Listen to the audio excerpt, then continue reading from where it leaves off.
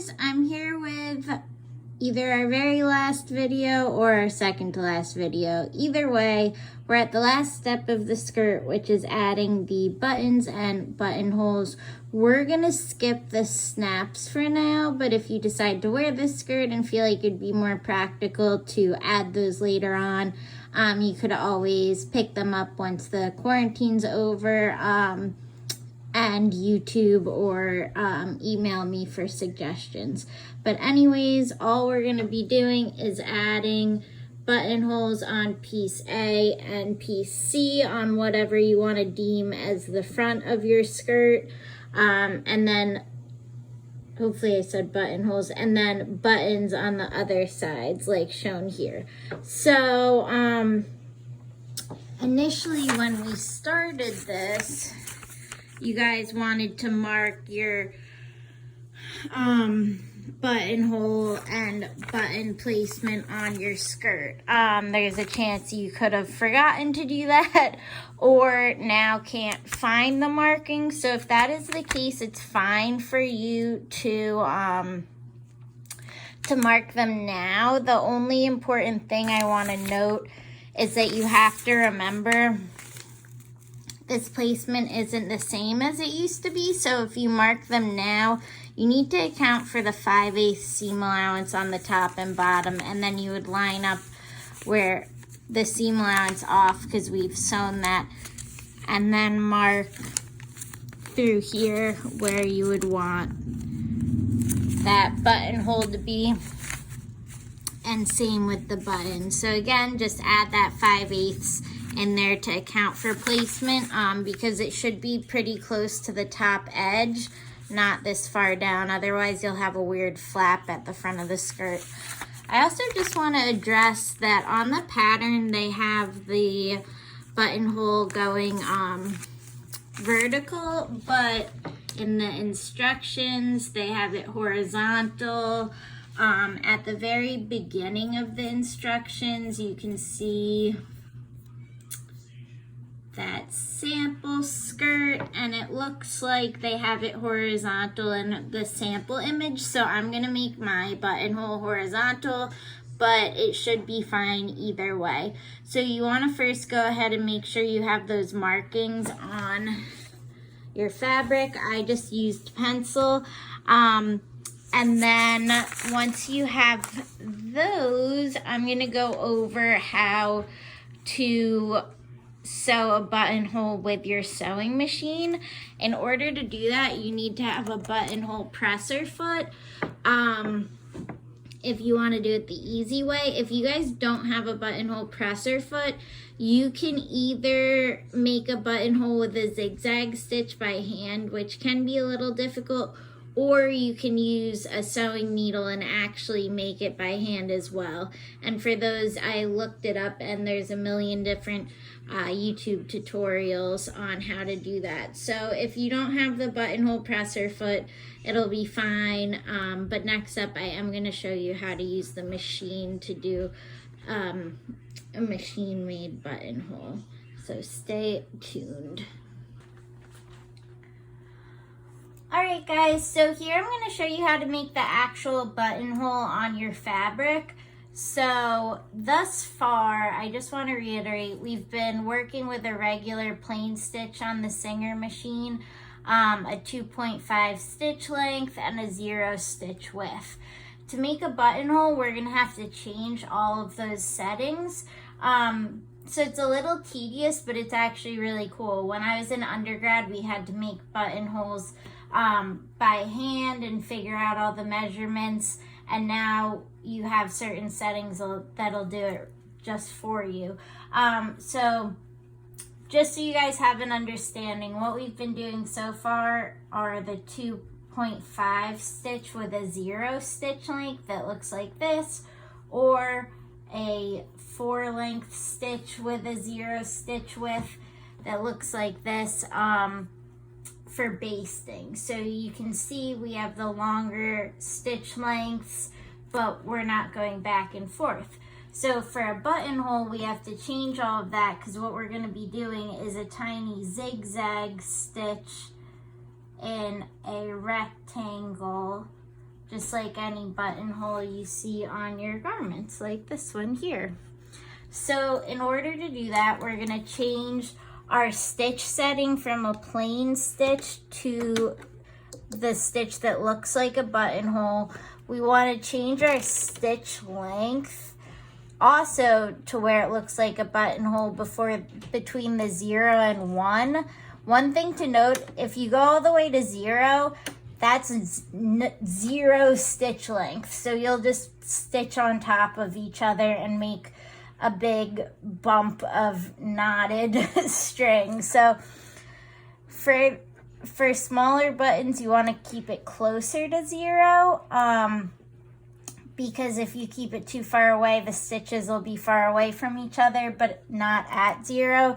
The stitch width, I'm going to use a button that looks like this. So this is a fairly big button. So I'm going to change my stitch width to a 5, and the width is just how far you go back and forth. So if I had a really tiny button, I might do like a 2, but for a button this size, I'm going to stick with a 5. And then the other thing you have to do, and Ramona's in the shot, is change your presser foot. So in order to change the presser foot, sorry guys, this is my life. You just want to hit this knob right here, and that'll drop your existing presser foot. And then if you go in the little cubby on your machine, you can grab your buttonhole presser foot. Come on. All right? You can come back over this way, Pete. Oh. So the cool thing about the buttonhole presser feet, and this is what I did not have when I was in school, is that they have this piece in the back and you put the button you're using in there. So all I want to do is put my button into the presser foot and squeeze it to that exact size, and this way the sewing machine will make a buttonhole specifically sized for this button. It actually goes between these 2 notches here.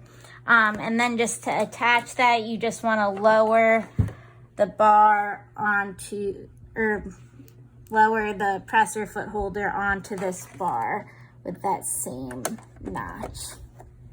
I also like to try and get the string back underneath my presser foot as well, which always takes me forever. Okay, there we go. And then the other thing, I lost my fabric. The other thing you have to do, the last step, is to bring down your presser foot lever right here that says push. And you want that to be behind the plastic knob on the presser foot. So again, to make a buttonhole, you have to switch the type of stitch to the buttonhole stitch, switch the length to between a 0 and a 1, and you can kind of play around with this to get it just right.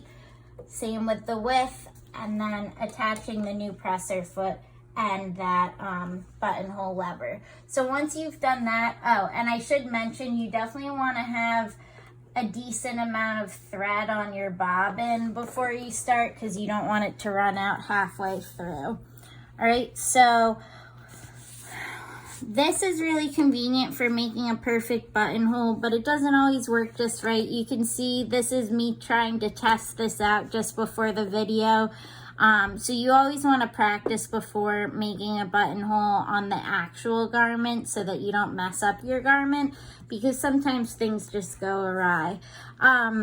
So what you'll notice is typically on the garment you want to draw with chalk where the buttonhole is going to go, so the length of it. And if you look at the buttonhole presser foot, it's going to start sewing right here, and that red line is the center of your buttonhole. So you want to line up the bottom end of the where you want the buttonhole to go, right with that red line in the center where the green lines are as well. And it's going to start sewing here, go up, over, and down, just so you know where it ends up, because sometimes students start here and then their buttonhole isn't where they want it. So let's test this out. So all you have to do is put your presser foot down and the machine will do the rest for you. The only thing you have to do is keep an eye on stopping it. So if you don't stop, if you don't take your foot off the pedal, it'll just keep sewing. But otherwise, just keep the fabric moving through and everything will be done for you. Oh, I made a rookie mistake, and this is because I forgot to tell you guys the most important part. Are you still filming? Okay, so where it says push, you have to push this back before you start sewing. If you don't push this back, it'll just sew in a straight line and not make a buttonhole. So always push that back, and you have to do that between every attempt. I can't believe I did that, but it ended up perfect because I forgot to mention it. Okay, so my presser foot's back down. I've pushed the buttonhole lever down. Now I should be good to go.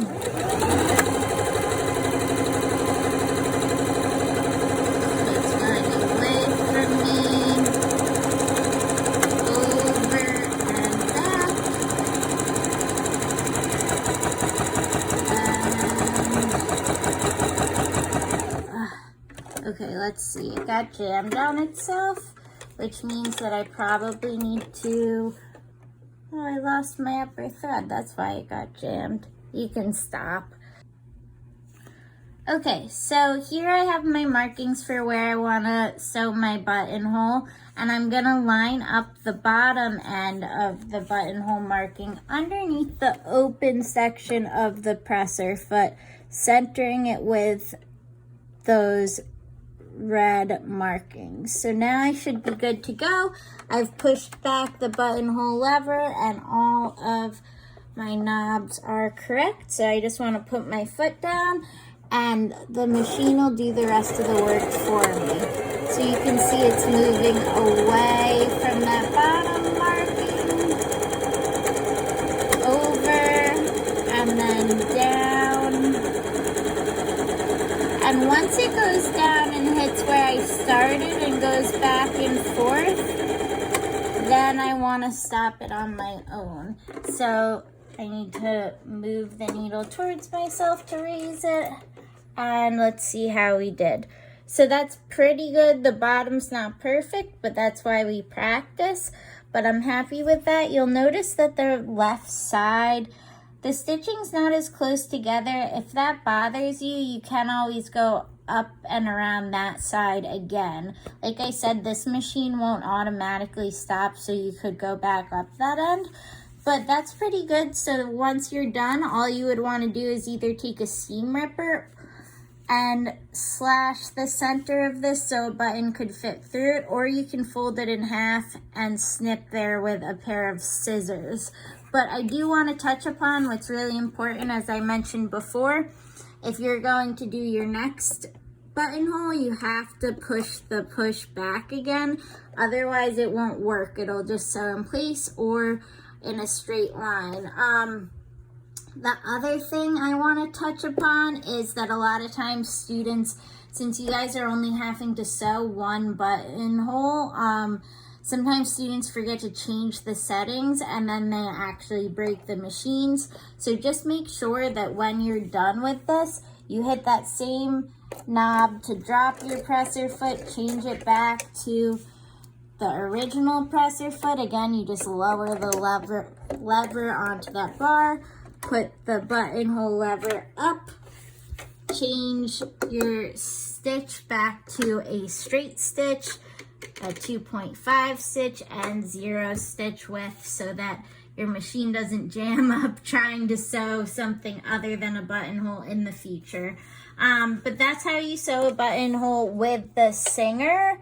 If you have another machine at home that you're using, you're going to want to look it up on YouTube. You can also email me any questions. And if you don't have the buttonhole presser foot, you're going to want to sew your buttonhole by hand, which again, you can find on YouTube. So thank you guys for watching, And the skirts are almost done.